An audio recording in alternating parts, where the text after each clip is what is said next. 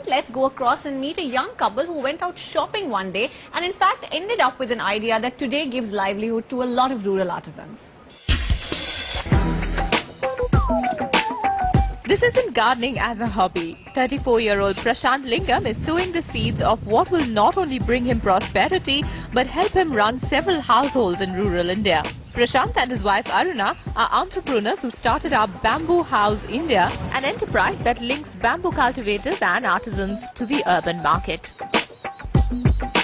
We were just looking for a sofa set for the house. That's where it started. So we went around the market, we searched everywhere. We didn't get any eco-friendly furniture. Eco-friendly furniture was the key what we were looking into. In this search for something eco-friendly, Prashant discovered a community on the Indo-Bangladesh border that created eco-friendly bamboo artifacts. The artisans didn't have access to any urban markets and their sales were bleak, making them poverty-struck and without resources. They don't pitch in. That is where we pitch in. We adopt them first. We adopt them, we work with them, we develop a business model, then we buy back from them. The estimated market for bamboo-based items in India is 26,000 crore rupees. But what this management graduate was attempting was far from the excitement that the figure of 26,000 crores rings. Bamboo is under regulatory constraints. It's under the Forest Act. It's not harvesting and... Clearly, the laws didn't deter Prashant.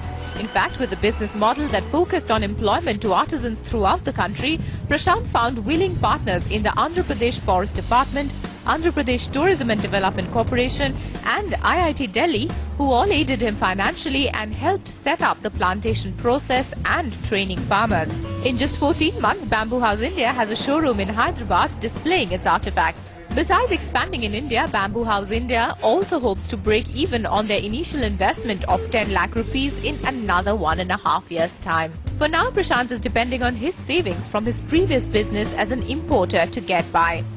But money is the last thing on Prashant's mind. Starting this And that's what Bamboo House India has set out to do.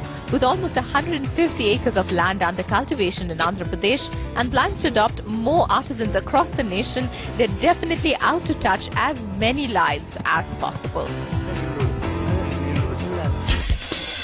From Bamboo House India, time now to shift our